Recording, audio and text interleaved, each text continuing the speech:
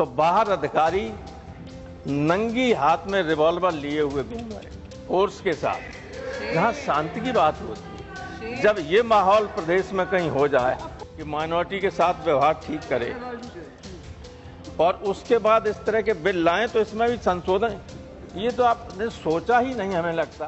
Professor Ramgopal Yadav. धन्यवाद श्रीमान, आपने इस बहुत ही महत्वपूर्ण और विवादास्पद बिल पर मुझे बोलने का मौका दिया। कल लोकसभा में मध्य रात के बाद तक चर्चा चली और बिल पास हुआ। मैंने माननीय रिजिजू साहब को पूरा भाषण सुना और नेताओं के भाषण भी सुने और आज भी सुन रहे हैं। दोनों तरफ से कुछ बहुत अच्छे वक्ताओं ने भाषण दिए। कभी कभी लगता है कि उधर से कोई अच्छा व्यक्ति बोल रहा है तो लगता है यही सही है, और कई बार ऐसा लगता है कि इधर से जो बोल रहे हैं वो ज़्यादा सही है। तो ये संसद में जब कन्फ्यूजन जैसी स्थिति हो जाती है तो हमें लगता है कि संसद के माध्यम से देश की आम जनता में भी कन्फ्यूजन पैदा किया जा रहा है, जबकि स्थिति बिल्कुल साफ है। संसद में जब प्रवेश पहली बार में आया, उस तरफ जो अब सदन हो गया है, संविधान सदन, सेंट्रल हॉल में घुसते हैं तो ऊपर लिखा हुआ है अयम निजा परोचेति परोयेति गणना लघुचेत साम उदार चरिता नाम तो वसुधैव कुटुंबकम। तो मैं तो यही अपेक्षा करता हूं सरकार से, खास तौर से, क्योंकि जो विपक्ष में बैठे हुए हैं वो कुछ बना बिगाड़ नहीं सकते, लेकिन जो इधर बैठे हुए हैं वो बहुत कुछ नुकसान कर सकते हैं देश का, लोगों का और संसदीय लोकतंत्र की जो मर्यादा है उसका भी। इसलिए उदार बने रहिए। नड्डा जी ने अच्छी बात कही, लेकिन कहा कि राजनीति हुई और अंत में खुद राजनीति में प्रवेश कर गए। तो स्थिति बिल्कुल क्लियर है कि सारे धर्मों के साथ समान व्यवहार होना चाहिए। बहुत बड़ी आबादी है माइनॉरिटी की और खासतौर से मुसलमानों की हिंदुस्तान में। मेरे ख्याल से दुनिया में इतना बड़ी संख्या मुसलमानों की कहीं नहीं जितनी हिंदुस्तान में, मुस्लिम देशों में भी कहीं। तो इतनी बड़ी आबादी के साथ अगर ये लगे लोगों को कि अन्याय हो रहा है और जनता में चर्चा ये हो जाए, फिर आप कितना ही कहिएगा कि आप एक तरफा बात कर रहे हैं, अपीजमेंट की बात कर रहे हैं, उससे काम नहीं चलने वाला है। व्यक्ति खुद जब कुछ काम अपने को असेस करता है कि मैं ऐसा कर सकता हूं, लेकिन जनता उसको जज करती है कि उन्होंने अतीत में कैसा किया है, मैंने कैसा पीछे किया है। जजमेंट तो उससे होता है। मैं कहूं कि मैं ऐसा कर सकता हूं, मैं करूंगा, उससे थोड़ी कोई जजमेंट करेगा। तो आपने अतीत में जो किया है, जनता उससे संतुष्ट नहीं है। भले ही आप इन के इन प्रकारेण चुनाव जीत जाएं, लेकिन पब्लिक उससे संतुष्ट नहीं है। पब्लिक को विश्वास नहीं है, क्योंकि जो बातें आपने कहीं, जो इस सरकार ने वादे किए लोगों के साथ, उन वादों को न पूरा किया न उन पर अमल करने की कोशिश की।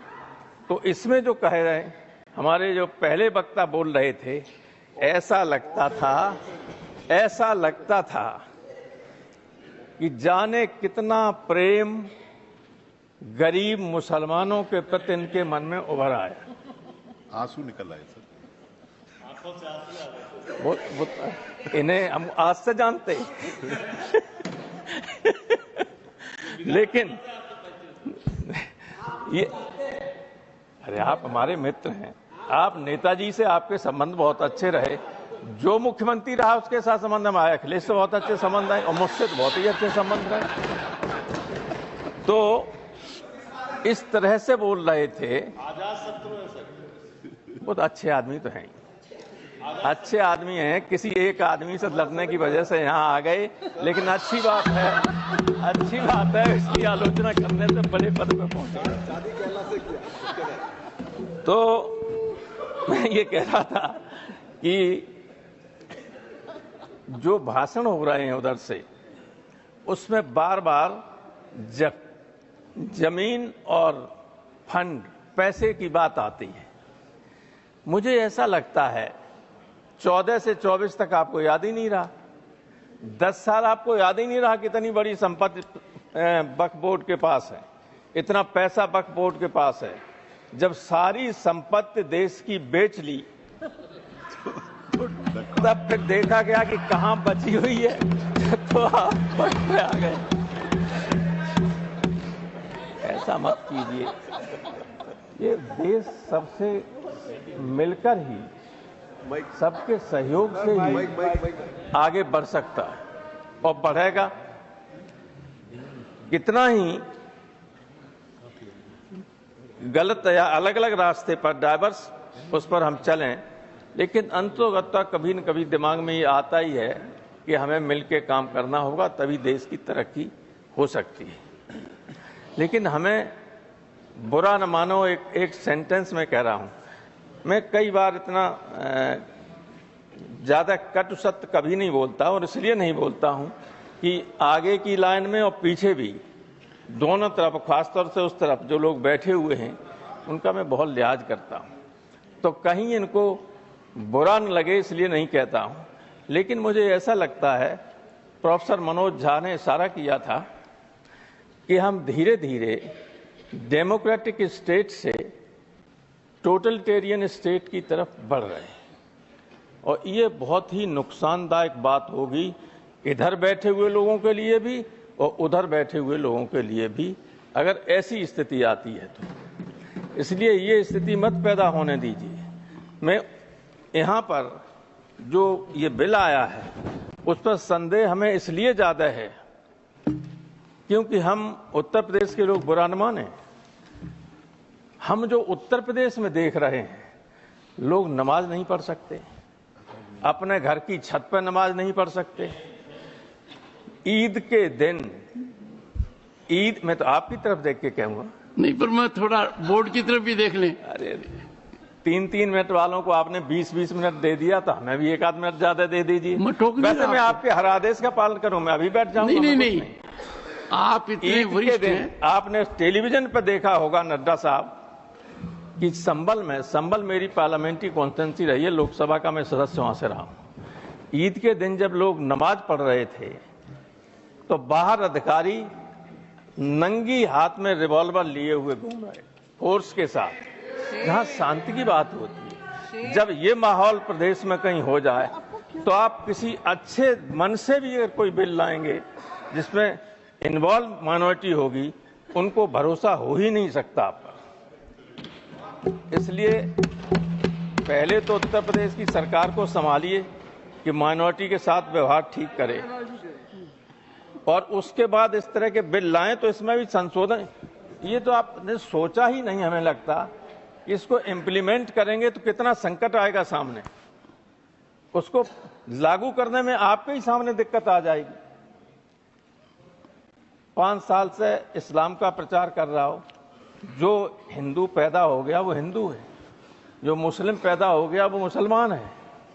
अब वो प्रचार कर रहा है, प्रसार कर रहा है, इस्लाम का कर रहा है कि नहीं कर रहा है, ये आपके हाथ में, हमारे हाथ में, ये तो ईश्वर के हाथ में है, अल्लाह के हाथ में।